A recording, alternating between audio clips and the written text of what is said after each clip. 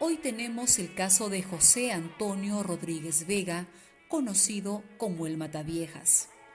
Santanderino de nacimiento, José Antonio nació el 3 de diciembre de 1957 en el seno de una familia en la que su madre decidió echarle de su casa un día. Tenía un buen motivo. Su hijo había agredido a su padre, que estaba postrado en la cama con una grave enfermedad. Aquel suceso provocó en él un sentimiento de odio y temor hacia su progenitora, a la vez de un deseo inexplicable por mantener relaciones sexuales con ella. La incestuosa idea de hacer el amor con su madre lo perturbaba, lo frustraba completamente. La única vía de escape que encontró para liberarse de dicha atadura fue la agresión y violación de otras mujeres. Pasó parte de su juventud viviendo como un agresor sexual y violando en innumerables ocasiones. A pesar de su detención el 17 de octubre de 1978, la policía nunca logró determinar el número total de abusos que perpetró. Desde abril de 1987 hasta abril de 1988, el Mataviejas seleccionó con rigor a sus víctimas. Todas eran mujeres que vivían solas en sus domicilios y de las que podía ganarse fácilmente la confianza. Una vez elegida la anciana, empezaba su minucioso estudio. Apuntaba todo lo que hacían, horarios, personas que las visitaban, si salían a comprar, aficiones, etc.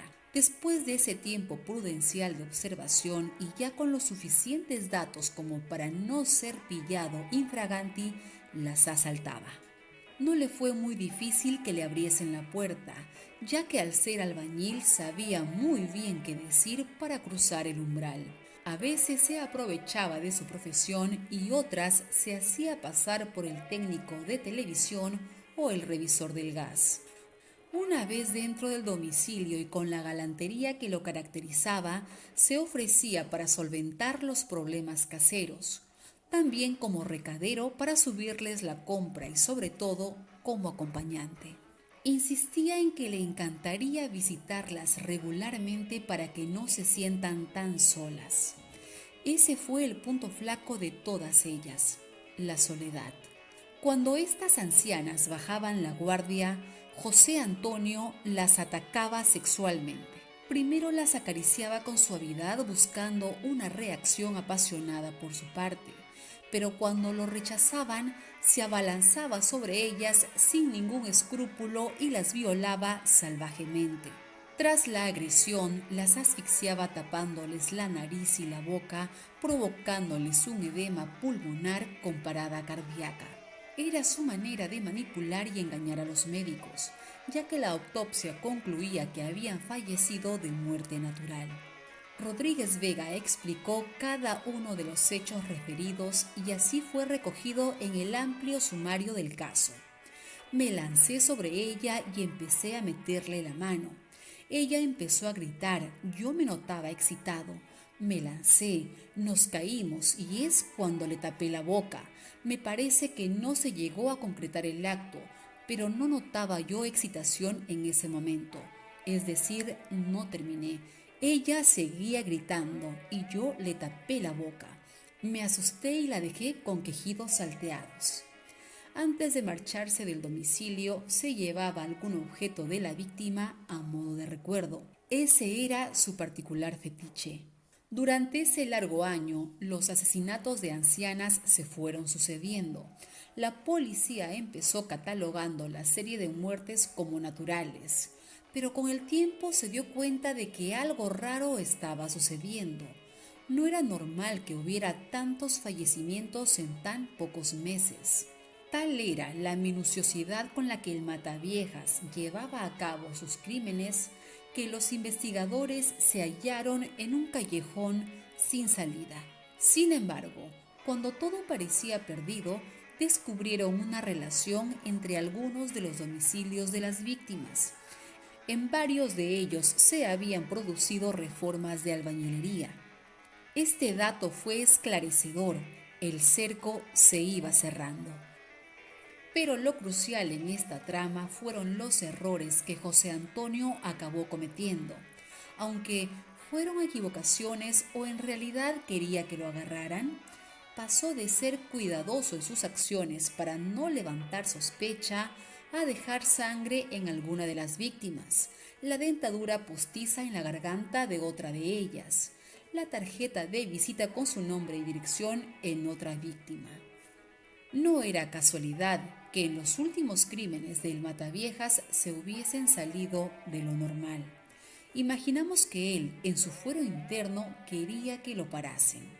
Esta es una de las principales razones que lleva a la captura de determinados asesinos en serie como Rodríguez Vega. Su detención se produjo el 19 de mayo de 1988 en plena calle. Ya en dependencias policiales, José Antonio confesó todos sus crímenes. Cuando se registró su vivienda, se encontró una habitación decorada de color rojo. Allí tenía expuestos todos los objetos que había robado de sus víctimas. Aquel museo de los horrores contenía joyas, porcelanas, estampitas, televisores, etc. Cada uno de esos objetos estaba colocado escrupulosamente. Una vez en el juicio celebrado en 1991 y a pesar de su confesión previa, José Antonio se declara inocente de los cargos de violación y asesinato de las 16 mujeres. Se mantiene en la teoría de que todas ellas murieron por causas naturales y que él no tuvo nada que ver.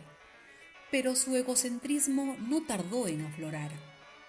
Su afán de protagonismo provocaba en él un deseo de ser reconocido, de tener fama. Ni siquiera se ocultaba cuando aparecían las cámaras de televisión. Al contrario, miraba fijamente al objetivo con una actitud altiva, sonriendo cínicamente incluso cuando los familiares de las víctimas lo insultaban a su llegada a la sala. Además, se jactó de su poder de seducción cuando recordó que de todas las mujeres, menos una a las que había violado, le habían perdonado y negó que tuviese problemas sexuales. De todos modos, cuando el fiscal hurgó en el tema, José Antonio confesó que todo lo había hecho movido por el odio que sentía hacia su madre y su suegra. Cuando recordaba a mi madre y a mi suegra me entraba una especie de excitación, de vergüenza inconsciente, de agresividad, pensando en lo que me habían hecho. Tenía un temblor y escalofríos y me sentía llevado, dice. La labor de los psicólogos y psiquiatras que lo trataron fue imprescindible para catalogar sus acciones. O bien había matado a causa de un problema de índole mental, o bien lo había hecho completamente consciente. Conserva inalterado su sentido de la realidad y es capaz de gobernar sus actos, siendo resistente a los tratamientos, lo que ensombrece su pronóstico. Su peligrosidad es muy alta, determinaban los informes. Y los expertos, entre ellos 2 psiquiatras y 4 médicos forenses, finalizaban diciendo: llegamos a la conclusión de que su imputabilidad era plena, porque su inteligencia era absolutamente brillante. Pervertido sexual, sin remordimiento alguno, un auténtico psicópata, una verdadera máquina de matar, sería el resumen de dichos informes. Su apariencia bonachona, casi rozando con lo místico, le sirvió para ganarse el favor de 16 mujeres. Hasta sus propios hermanos llegaron a decir: José parece un animal sin sentimientos y merece la pena de muerte. El 5 de diciembre de 1991 fue condenado a 440 años de prisión por los asesinatos y abusos deshonestos de 16 ancianas. Durante los años posteriores fue de cárcel en cárcel, estudió Derecho y concedió múltiples entrevistas. Se empeñó en demostrar su inocencia. Durante los 10 años siguientes, el Mataviejas siguió forjando su ególatra personalidad y alardeando de lo que había hecho. Ese comportamiento le costó la vida. fue asesinado por otros reclusos el 24 de octubre del 2002 mientras paseaba por el patio de la cárcel. Según el testimonio de uno de los funcionarios de la cárcel, José Antonio recibió 2 puñaladas, una en la nuca y otra en la cabeza. Le sacaron los ojos y la masa encefálica. Sufrió 113 puñaladas.